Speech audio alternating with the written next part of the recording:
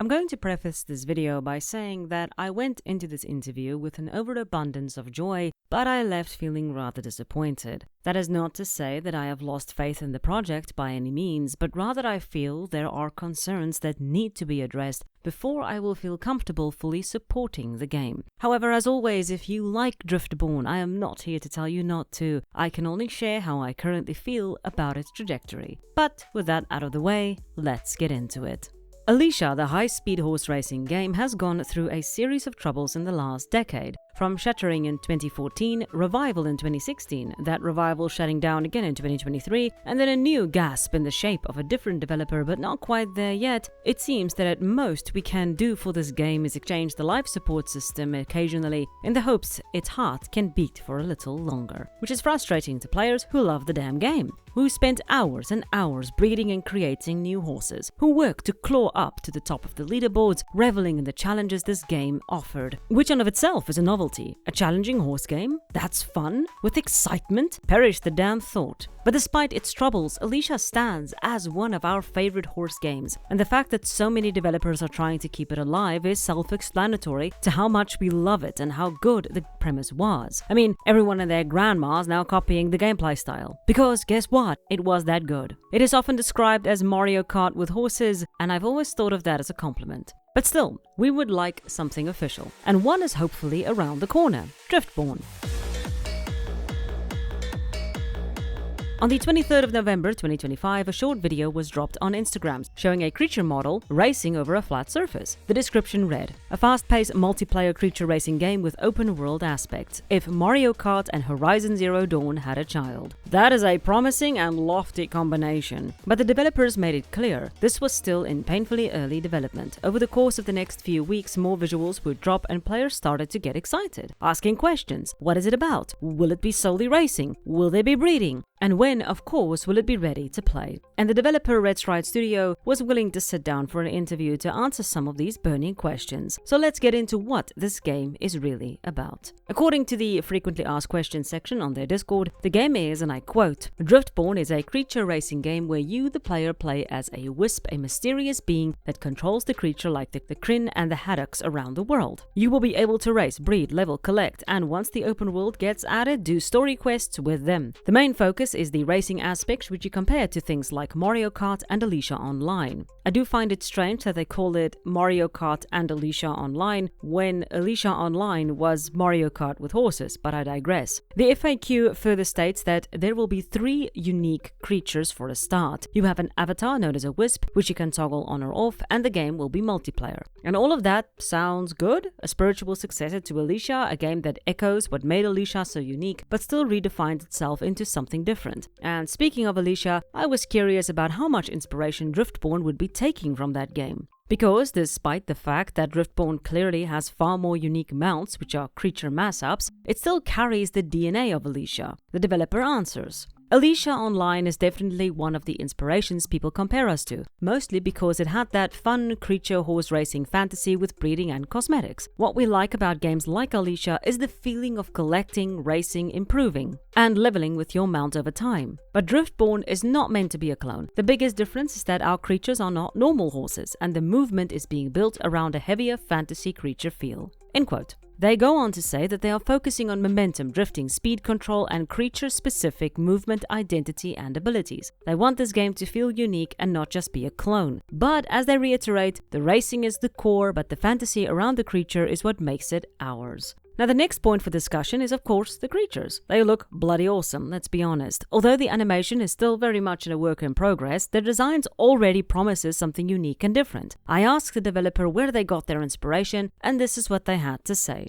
The idea came from a mix of wanting the feeling of old creature and horse racing games, but with a more fantasy-driven identity. A lot of us grew up loving games where you could bond with a creature, customize it, and race or explore with it. But there are not many modern games that fully lean into that fantasy. The creature came from wanting something familiar enough that players can emotionally connect with them, but strange enough that they feel like they belong to Driftborn's own world. We use real animals as inspiration, but we do not want to directly copy real-world anatomy. The goal is to make creatures that feel believable, expressive, and iconic while still being fantasy. End quote. Although we don't know a lot about them. We do know there are currently 2 that have been revealed, Haddix and Kieran, and one still being worked on which has thus far been dubbed Etherin. And as of making this video, they did reveal Etherin. There will also be creature care, or at least a version of it. And I quote, "Creature care is something we want, but we want to be careful with it. We do not want it to become a chore system where players feel punished for not logging in every day. The current idea is that care should support bonding and customization rather than feel like a maintenance. Things like grooming, feeding, resting, stable interaction, or comfort systems could exist, but they should be rewarding and optional feeling rather than annoying. So yes, creature care is something we are interested in, but it has to fit the racing and creature collection loop without becoming busy work." End quote. I'm liking the sound of it. We have discussed this a lot on this channel, how horse games fall into the trap of caring for your horse, or creature in this case, becoming a chore instead of a gameplay feature. I look forward to how they will approach it, but something else that caught my attention was the use of the word bond. A bond can really be anything in a game, so I wanted to know what the term meant for this developer and how they would like to implement that concept. And they answer. Bonding in our game will be referring to the creature's skill and abilities. Each creature in our game has a skill set similar to the Wisp that can be unlocked and or mastered through gameplay. It's not entirely the same as leveling. Leveling will refer to upgrading the stats of the creature, like speed, endurance, etc. To put it simply, when you get a new pair of shoes, they feel new and awkward. When you've worn them for a while, they're shaped to your person and you can wear them much more comfortably. That is our bonding system. End quote. That sounds nice, and I would like to see if it works, as games tend to over-gamify certain parts of their features in the pursuit for the gears to align, which results in immersion taking a knock. You want the bonds to feel special, but not so arbitrary and strange that it's difficult to understand or level. But moving on, there will be breeding, of course. And I quote, "Breeding is planned to be a big part of Driftborn. We want players to breed for coats, markings, traits, and visual variety. But we are still deciding exactly how deep the genetic simulation should go. The goal is to make breeding understandable for casual players while still having enough depth for players who enjoy collecting rare appearances. So it will likely be inspired by genetics, but not necessarily a full real-world genetic simulator." End quote. That is fine. It is a fantasy creature game. We don't need realistic genetics being shoved into everything. However, some of my viewers will be pretty happy because it gets a little better. For things like horns, crests, mane, tails, or other creature-specific traits, yes, we are very interested in making those part of the breeding and customization identity. Some traits may be inherited, some may be cosmetic unlocks, and some may be special or rare depending on the system. The important thing is that breeding should create exciting creatures without becoming pay to win. End quote. This again sounds great. As long as the breeding is something that doesn't dominate the rest of the game, this can be a really cool feature. As breeding tends to become the main attraction in a lot of horse games, and the games suffer for it. And although it's not always a problem, it can become one when the gameplay itself begins to suffer. Now, let's get into the pricing. And I quote, "Our goal is for Driftborn to be free to play without pay to win. We do not want players to be able to buy competitive power. Anything monetized should be cosmetic or convenience based in a way that does not affect racing fairness. A racing needs to feel earned. We are still deciding the exact monetization model, but the direction is cosmetics, optional creature cosmetics, tax, skins, accessories, and supporter style purchases. If we ever use any random chance system, we would be very careful with how it works, how transparent it is, and what age audience it is appropriate for.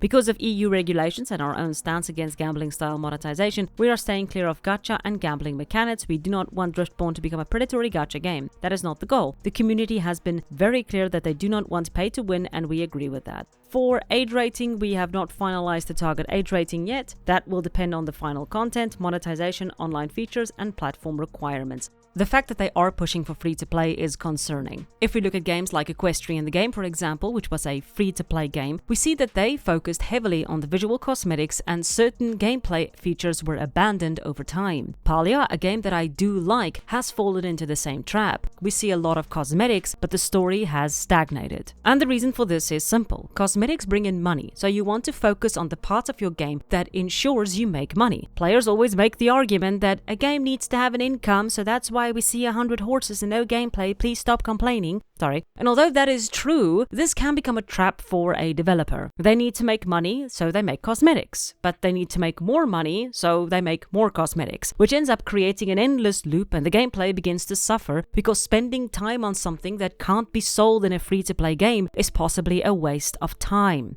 And keep in mind, free-to-play games are never really free-to-play. You can play it for free, but they are subtly or even openly pressuring you into buying constantly. And they do that with good old called FOMO, fear of missing out, a very well-known method of placing pressure on players to keep buying, thus creating whales that sustain the free-to-play model. It is a very dark way to make money. Also, the only reason a game is free is to make it easier for players to pick up. It is part of the psychological tactic, removing friction so that the player can far easier get into your game. They're really not doing you a favor, they're just trying to make it easier to hook you. I don't know if the developer for Driftborn was thinking about any of this. Looking at the amount of visual assets they're adding coats upon coats, and already we have the rare coats, it does seem they are pushing hard for the free-to-play model, which lives on the cosmetic shop.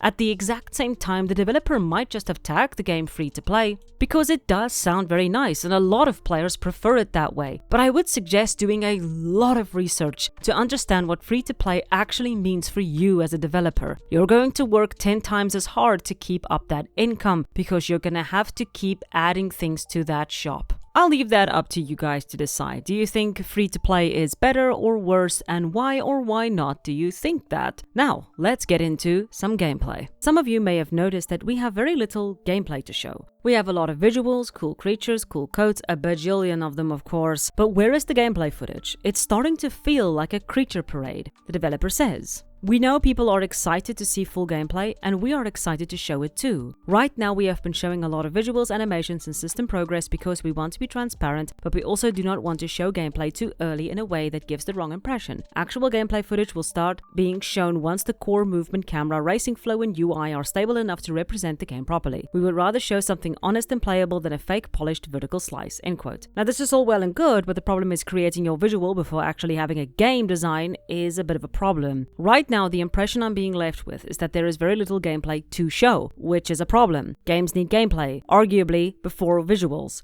Now we do discuss this later on because I do impress on it, but I wanted to emphasize it here to show my thought process as I was writing the script. I was starting to feel a little concerned at this point. For now though, let's move on to the other elements they are potentially adding to the game. The developer covered attack, wisps, training, quests and open world. Let's start with the wisps because they are the most interesting part to me. According to the developer, they are not entirely human characters. They are something unique to Driftborn's world and will act as our avatar. Very little has been shared about them, but what we do know is you cannot dismount your creature. They are tied to the world. The bond between the creature and the wisps are a very important part of the setting, and they will be customizable. Although this is still in early development, they do hope to give players body shape, colors, markings, masks, accessories, clothing, and possibly more supernatural looking elements to ensure they can impart their own identity onto their wisps. We want you to feel mysterious and expressive without turning you into a normal human character creator, end quote. But creatures remain the main focus of the game, and they will also get some tack. And I quote, "We will likely take inspiration from multiple styles, English, Western, medieval, fantasy, and more practical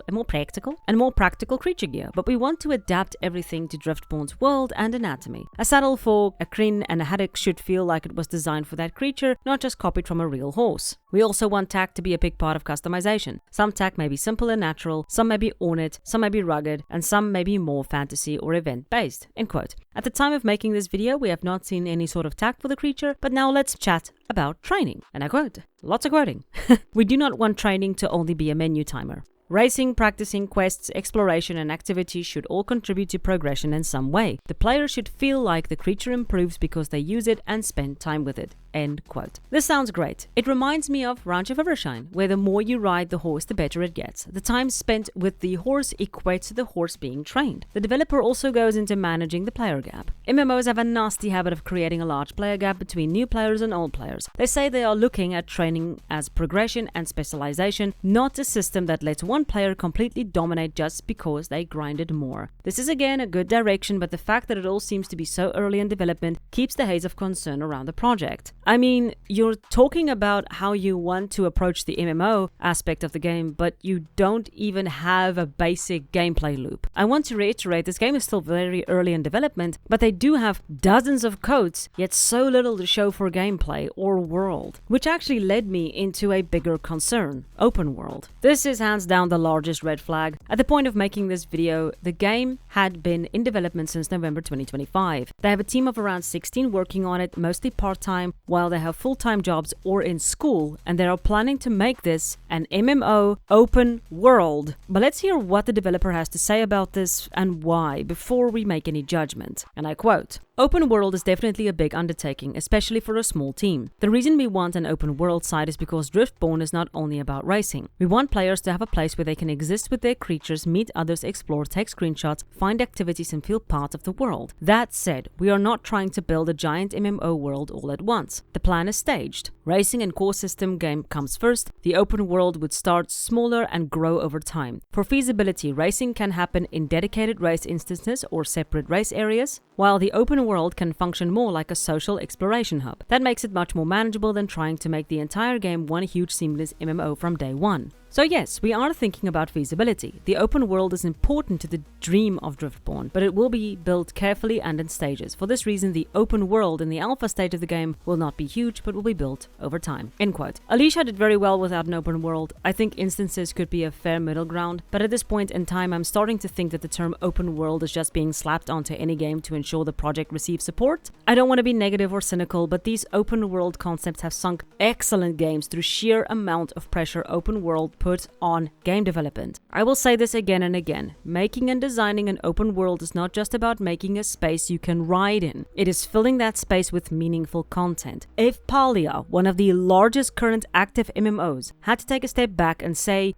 let's rather stick to area instances, that should give you an idea of why open world games are simply not as feasible as new devs think it is. They are not only hard to develop for a single player, but even more so for an online game. I am struggling to trust this project when the goal is to design one of the most complex game types in existence. That is harsh, I know, and I don't want to be discouraging, but I want devs to be at least realistic. It is not about how long you think it will take. It is about the scope you are attempting to undertake. You will lose passion. People will lose interest. Will you still be able to put in that work when all of that fizzles out? But as the developer said, the reason for the open world are the quests. So let's see what they have to say about that. And I quote, "When quests are added, we want them to help players discover the world, the creatures and the mystery behind the setting. Some quests may be simple tasks, exploration, creature-related objects, or story quests that slowly reveal more about the world. We do not want to dump all lore at the start. We would rather players uncover it through places, characters, environmental storytelling, and creature-related moments, or the subreddit." End quote. I really wish there is more than this, a theme or a feeling or an emotional resonance. When Astride was announced, they knew it was going to be set in Scandinavia. When Komori was announced, they knew it was going to be set in Mongolia. Canter Crossing, Fernhoof Grove, Ranch of Evershine, I could go on. All of these games knew deeply what the theme for their game was, or at least the world they were going to be set in. If we knew what the theme was, we would already have an inkling on what the quests might be, or even who we are. They're very obscure on the lore and story, and I get that they're probably trying to create some mystery, but really it just keeps me disconnected from the game. We get fantasy, but that's at most what we're getting. And honestly, it's starting to feel like they don't really know what the game is going to be about. They just know they want creatures, which is fine, but it makes it so difficult to connect to the world. By the visual we have so far, it seems like they're going for a sunny sort of space, which again echoes Alicia Online quite a lot, and I love that vibe, but some sort of atmosphere would help a great deal to hook players to your game.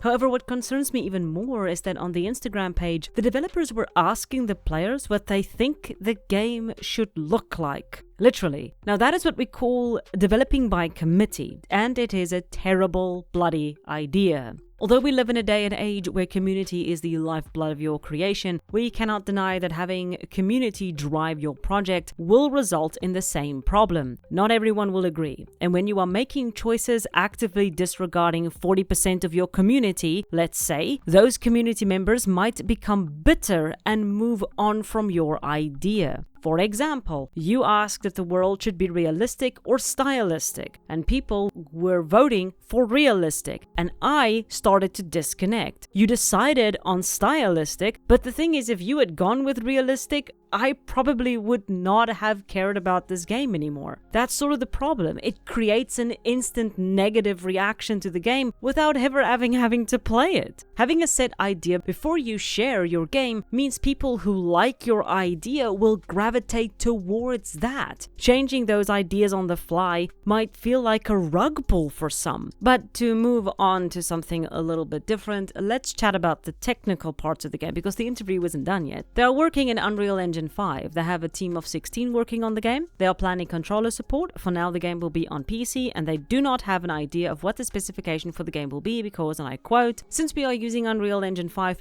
performance will be something we pay close attention to, especially for open world areas, multiplayer races, creatures, animations, foliage, and effects. Thankfully, we use stylized assets which generally have fewer polygons and less fine details to worry about instead of building a fully realistic graphic game." End quote. At the very least, we have stylized graphics which should ease up on the specs and make it easier on the devs. But now let's move into the final part of this interview. I didn't feel comfortable with some of the answers, and I've expressed some of my concerns throughout this video, which really revolve around the amount of visual assets being shared and so little gameplay. So I forwarded these to the developer, and they told me that they have a team of 16, all volunteers, and 2 of them are developers. Now, I want to firstly point out that all of this has been made by volunteers, and I'm not okay with that. These creatures, models, animations, apparently none of this was paid for. And they are making at least some money, already $300 in Patreon. But apparently no one is getting paid. The fact that this game is run on volunteers makes it even more uncertain. Nothing is set. There are no contracts in place, and things can change quickly. And secondly, we only have 2 engine developers. That's kinda nuts. If you're making a game, you need game developers. Accepting all the help everyone offers for pretty codes, art, and animations is not going to make your game, and currently there isn't enough gameplay footage to even get a feel for what the game is going to be. Now, the developer does push back on this, saying that they are still very early in development, and they are working hard, and they have a lot of systems set, but they haven't shared anything yet because it doesn't look good. But they really do want to make this huge game despite only having 2 developers and not being able to afford other developers. So in very brief about this, you don't have developers who can develop anything remotely close to what you're aiming for, but you're still aiming for it. You can't afford developers who can develop anything remotely close to what you're aiming for, but you're still aiming for it. That is the definition of hubris. Please contact Icarus for more information. At the very least, after this discussion, they did share a video showcasing more of the movement in-game, and that is at least something. So this is something to look at, and perhaps it does, ease some of our concerns. Now, one final comment I do want to mention that the developer made is this one during our discussion, and they say, "We are also not currently selling players a finished product or asking them to buy into promises. The project simply gained attention much earlier than expected." End quote. If you have a Patreon, you're asking people to buy into a promise. That is just the way it is. And secondly, you say your game simply gained attention much earlier than expected, which is fair, but then why are you trying to get more attention on it through the content creator tag? Yes, they have a page dedicated to content creators whom they will affiliate with. You have to have 5,000 subscribers to be part of this. Unfortunately, this is kind of giving me the impression that the developer landed on something good and is now riding a social media wave.